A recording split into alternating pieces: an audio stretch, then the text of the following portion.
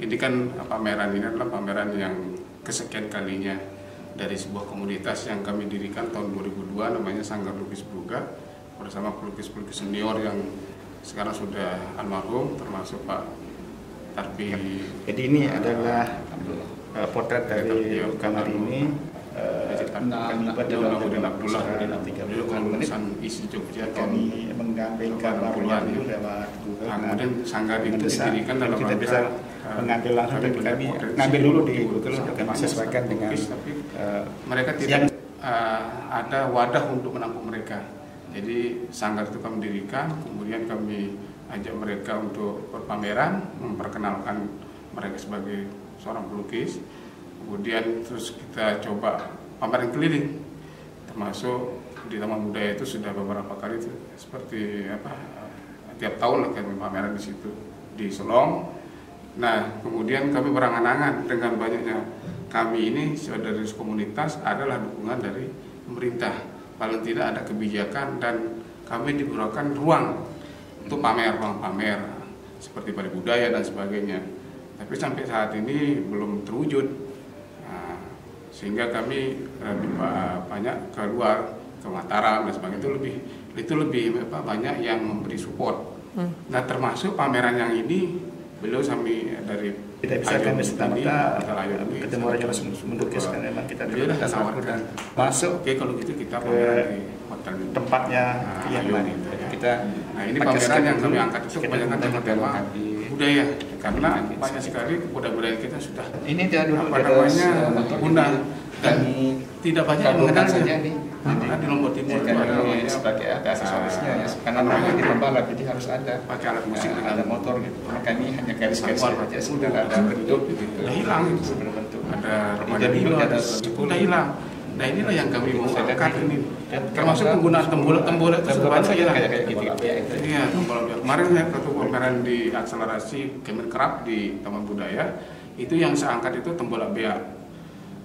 Dan setelah saya pameran itu, sekarang di Lombok Timur itu sudah mulai ada orang, mulai komunitas-komunitas budaya masyarakat di sana itu mempopulerkan pemakaian tembolak merah, termasuk yang ada di Sakra, termasuk yang ada di Kota Raja dan sebagainya itu. Dan sekarang di pemerintahan sendiri Lombok Timur, kalau acara Hari Lombok Timur itu mereka membuat acara namanya 1000 tembolak.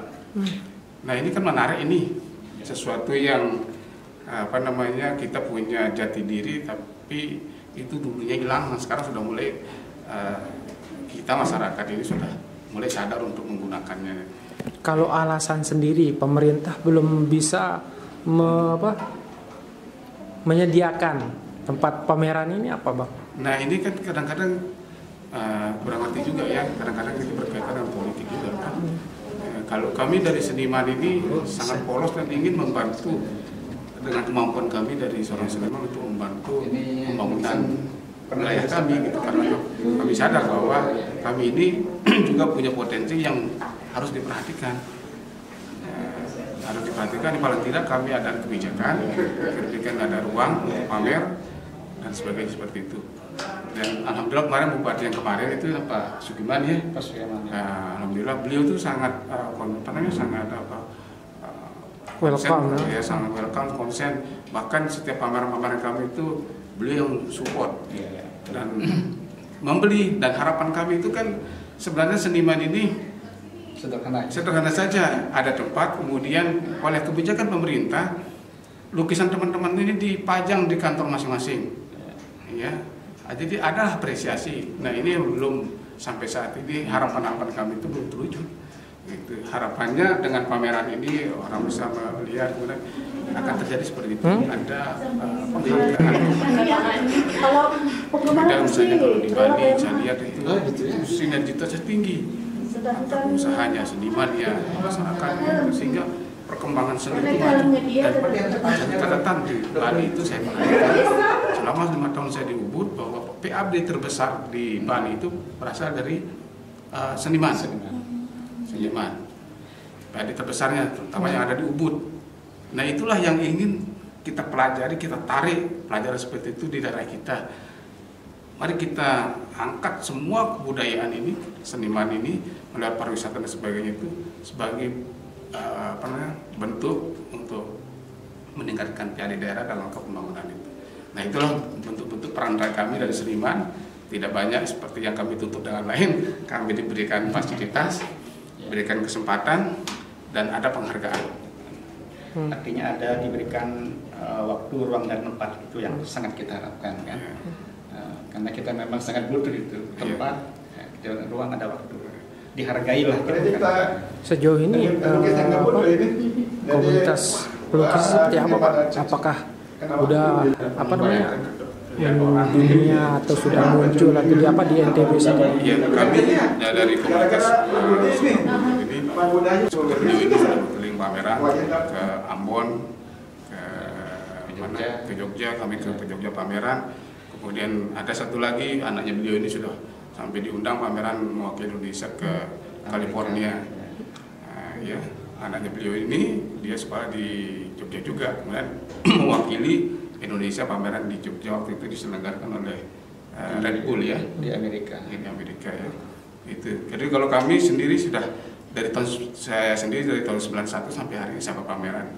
Teman-teman itu rata-rata rajin pameran, dan kami di Lombok Timur itu selama 1 tahun ini sudah 4 kali pameran. Dan insya Allah Oktober ini kami mau rencana pameran. Buat pameran Lombok Timur dalam rangka pemilu damai. Artinya memberikan kesejukan kepada masyarakat bahwa pilkada ini loh, kami dari seniman memberikan kesejukan dengan dengan ada pameran itu sudah, supaya tidak terjadi hal-hal yang kita tidak inginkan seperti itu. Dan kami contohkan, kami sebutkan lagi bahwa kami Sanggar Purga ini ada punya galeri 2, ada di Selong, Lombok Timur. Itu kami bergabung dengan kantor Badan Promosi Pariwisata Daerah. Nah, itu alhamdulillah dikasih sama Pak Sukiman, mantan Bupati itu.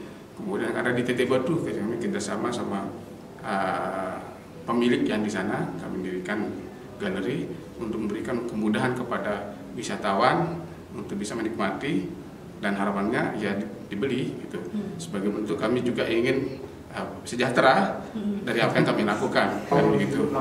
Kalau harapannya kepada para calon ini Pak, gubernur ini. Iya, makanya besok insya Allah kami pameran besoknya kami akan mengundang salah satu calon, baik calon pilkada yang ada di kabupaten provinsi, bisa ayo loh, inilah kami eksis. Kalau dia jadi pemimpin besok seperti apa kebijakan yang akan diberikan kepada kami. Bantulah kami kan tidak punya kebijakan, tapi kami punya talenta. Manfaatkan kami untuk kita bersama-sama membangun wilayah kita, kan begitu. Kalau seperti beliau ini kan lukisannya naturalis, kemudian yang ke Amerika itu lukisannya mistis, kontemporer ya. Kemudian kita juga ada abstrak, seperti saya ini kan ekspresionis. Ini lukisan saya ekspresionis. Itu kami kebanyakan mengangkat tema-tema budaya, karena kami lihat bahwa sangat urgensi sekali budaya-budaya kita ini sudah pada luntur dengan banyaknya informasi, komunikasi, dan globalisasi. Pengaruhnya sangat kuat sekali, terutama misalnya anak sekarang sudah dari kecil saja sudah diberikan pegang HP, tapi tidak diberikan misalnya pensil atau kertas warna kemudian mencoret-coret seperti itu, kan akan lebih membuka intelijensinya anak ketimbang buka HP seperti itu. Nah, itulah yang kemarin kami lakukan, termasuk mengajar anak-anak kelas painting, kemudian mewarnai dan sebagainya, itu dalam rangka untuk mengurangi anak menggunakan gadget ini. Kalau pernah nggak ada yang beli mungkin dari luar negeri atau di daerah luar NTB itu? Oh iya, ada. Beliau ini juga banyak koleksinya yang dibeli sama dari Surabaya dan sebagainya, termasuk saya juga bisa dikirim dari Prancis, saya pernah dari Belanda pernah beli, dan termasuk Pak Bupati Sukiman itu sudah banyak membeli lukisan kami. Tapi ini ada per bulan nggak, ada per minggu atau per tahun? Nah, ini tidak bisa diprediksi. Kalau dia berbentuk lukisan potret gitu ya beliau ini sering dalam sebulan bisa 2, 3, bisa 3 biji gitu. Ada yang misalnya kalau yang untuk dekorasi rumah gitu, itu ya ada saja lah. Tapi khusus untuk lukisan yang nilai art tinggi itu memang agak jarang gitu ya, agak jarang sekali terjadi itu. Sampai berapa? Oh, saya pernah terjual harga lukisan 27 juta. Itu kemana Pak? Waktu saya masih ke Bali ya, di Bali gitu ya. Nah, Itu ke luar negeri atau? Ya, pasti orang Australia. Australia. Iya. Kalau boleh tahu sekarang komunitasnya sudah menaungi berapa banyak pelukis di NTB? Sebenarnya kan kalau di asal muasal teman-teman pelukis, komunitas yang ada di Lombok Timur itu dari Sanggarbuga. Karena mereka berjauhan, ada di Nanangka, ada yang di Kerua, ada di mana. Itu mereka membuat komunitas sendiri gitu ya. Artinya kami ini sangat senang, artinya ada pelebaran gitu ya. Jadi mereka bisa berakses lebih dekat. Kalau misalnya mau belajar, mau ketemu, itu kan lebih dekat ya ketimbang dia ke Solong. Ya. Nah, Kalau jumlahnya sendiri tahu udah berapa? Anggotanya? awalnya dulu kita punya anggota itu berapa? 78 ya. 78 karena kan sudah banyak yang keluar daerah, banyak yang mendirikan komunitas sendiri, ya, seperti itu. Tapi yang masih aktif Pak? Yang sekarang aktif itu ada sekitar 14 ya. 14 orang. Iya, Yang sangat berbuka. yang sangat berbuka saja ya. Berikan informasi ini mendadak juga kan bahwa pembalap itu akan selesai dia parade akan mampir Ke sini. di Ayom ini ya. Itulah kita berikan informasi dan kami diminta sama manajer Ayom untuk bisa nggak berupaya ini melukis pembalap ini. Oke gitu ya. Nah, nanti kita bagi ya, beliau ini Pak Junadi melukis itu si Luka Marini, saya Joe Martin ya. Tapi diberikan syarat, ini pembalapnya tidak boleh didekati dan dia singkat ini waktunya. Nah, kita akali ya. Oke lah kalau gitu kita buka aja Google dulu, perjapur rupa wajahnya dulu gitu kan. Nah, buka gitu, kemudian kita scan. Sebelum di acara mulai itu kita scan dulu. Kenapa di acara duduk makan baru kita perhatikan seperti apa sih karakternya supaya dia masuk dalam lukis. Oh kita perhatikan, oh ya langsung kita lukis gitu. Sudah sampai setengah jam jadi, ya ini sudah langsung ditandatangani gitu. Alhamdulillah. Itu nilai jualnya sih. Seperti apa Pak? Mungkin sedikit gambaran reaksi dari pembalap yang dilukis pas melihat lukisannya. Oh sangat tertarik sekali, senang sekali. Karena kayaknya tumben sekali dia ke Lombok ini begitu ada orang yang mau melukis dia kemudian disuruh tanda tangan tidak pernah dibayangkan lah ternyata langsung dikasih. Iya langsung ngasih tanda tangan. Nah, nanti kami pertanyakan lagi nih sama manajer aja mau diapain ini. Apakah akan diberikan hadiah kepada pembalapnya melalui manajer Hondanya apa mau dipajang di sini seperti itu. Ya, tapi harapan kami mudah-mudahan diambil sama pembalapnya dan diuangkan. Ya kemarin kan abang yang John Martin kan. Yeah. Nah ini kemarin John Mir. Yeah. Oh John Mir ya. Yeah. Pas melukis itu Pak kayak gimana? Melihat sosoknya dulu ini. Saya tidak pernah membayangkan nama John Mir itu dan saya kan kurang begitu tertarik sama pembalap. Artinya ya sekedar lihat di TV saja begitu kan, tapi tidak memperhatikan detail itu. Nah itu saya perhatikan dulu, karena kan wajahnya kesana kemari, ngambil makanan saya ya susah yang cari lewat mana mau ambil nih wajahnya, karena kan yang saya mau ambil itu karakternya. Kalau sudah masuk karakter itu gampang kita lukis ya. Oh seperti inilah. Begitu juga beliau ini kita sama aja sebenarnya. Ada rencana untuk menjual di Museum MotoGP yang di sirkuit Pak? Iya, dari dulu waktu kami di akselerasi. Sehingga terbentuk namanya MAK ini kan. MAK ini Mandalika Art Community, sebuah komunitas pelukis NTB terbentuk sebelum MotoGP yang kemarin, tahun kemarin itu ya.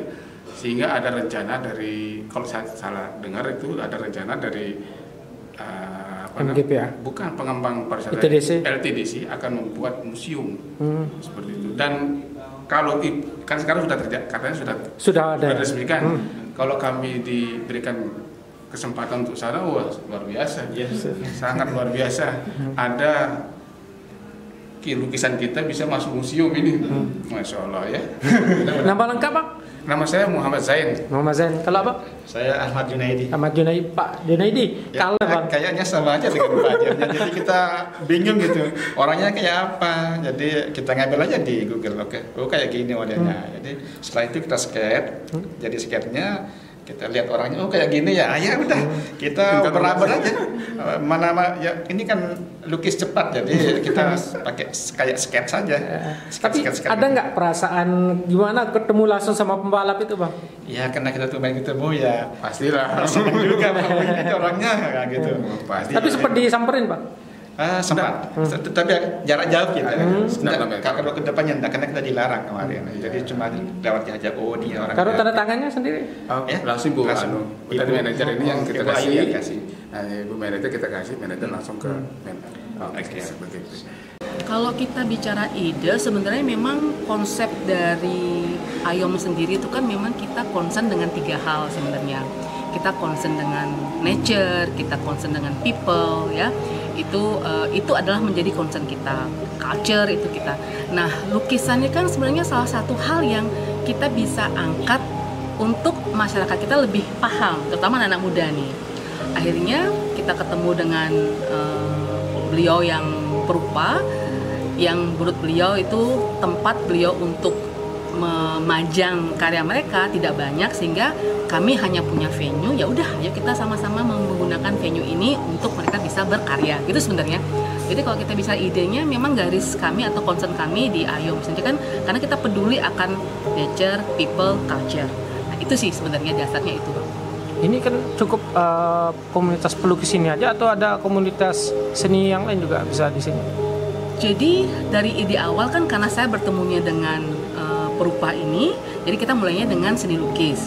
Tapi kita bikin venue yang namanya Art Box. Art Box ini adalah sebagai wadah di mana kita bisa berkolaborasi dengan seni lukis apapun.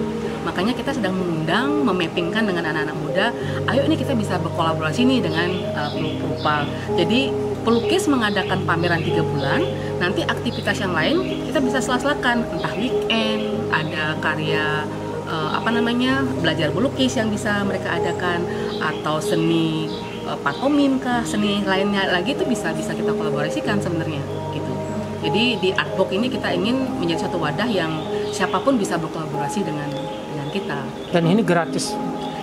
Venue kita free. Karena kita komit bahwa kalau mereka tidak punya venue, selama mereka bisa menghargai tempat kita sama-sama menjaga lah ya, venue kita free. Kalau nilai sisi ekonomi nanti seperti apa nanti, Bu? Dari sisi AYOM-nya gitu ya? Iya. Baik, kalau kita lihat dari sisi bisnis gitu ya, AYOM sebagai akomodasi dan Sefu sebagai restoran kan memang rasanya belum semua masyarakat tahu tentang kita lah. Jadi kalau dengan adanya kolaborasi ini, jadi kita bisa menyiapkan ataupun membuat satu aktivitas yang semua orang bisa akan tahu tempat ini. Paling nantinya itu kita yakin bahwa mereka akan tahu tempat kita, next time-nya bisa makan, next time-nya bisa stay, experience di tempat kita. Nah itu kan pasti akan berdampak, tidak mungkin tidak berdampak gitu. Kita sangat yakin dengan itu. Sejauh ini selama ada diberikan venue untuk para seniman ini, ada nggak penambahan ekonomi atau apa yang dirasakan oleh AYOM sendiri? Oke, jujur memang karena memang yang datang itu masih anak-anak muda gitu ya, ataupun yang datang memang beberapa para kolektor. Jadi mereka memang baru tahu di jalan ini, di Gilasani baru ada properti yang konsepnya seperti ini, seperti rumah, butik, back to nature, itu baru mereka tahu. Which is itu benefit buat kita. Kalau restoran ataupun Sefu, ya banyak anak-anak juga yang akhirnya bisa ngopi, kerja di sini. Jadi itu kan dari sisi ekonomis itu bergulir gitu kan. Belum banyak seperti yang kita harapkan, tapi sudah mulai, itu sih. Kalau kedepannya seperti apa nih, Bu? Ini dalam hal ada venue untuk acara apa lagi? Seniman ya. Jadi kalau kedepannya ini sudah ada beberapa rencana yang kita bisa collab-kan. Jadi kita akan collab dengan Rodro gitu ya. Jadi mereka akan membahas, mereka punya program namanya Tilik Rupa gitu. Jadi kita belajar membahas tentang lukisan. Jadi ini program-program kedepannya yang sedang kita susun bersama dengan Perupa yang memang bertugas di 3 bulan ini, dan kita kerjasama dengan para komunitas muda untuk mengadakan aktivitas lain yang berguna juga untuk kita semua, karena pijakannya selalu 2. Semua kegiatan yang kita punya itu harus punya unsur edukasi dan experience. Jadi dua hal ini harus selalu ada di semua kegiatan kita. Berarti ini konsen untuk memperkenalkan budaya lokal. Betul. Jadi kita nggak kalah dengan yang lain. Jadi ternyata di Lombok ini belum banyak yang tahu bahwa banyak pelukis yang ada di Lombok, ya kan? Jadi kita ngeliat itu Bali, Jogja. Ternyata di Lombok itu banyak sekali pelukis yang sering mengadakan pameran malah keluar, tapi di dalam sendiri nggak banyak. Gitu ya. Itu sih yang kita lihat seperti itu.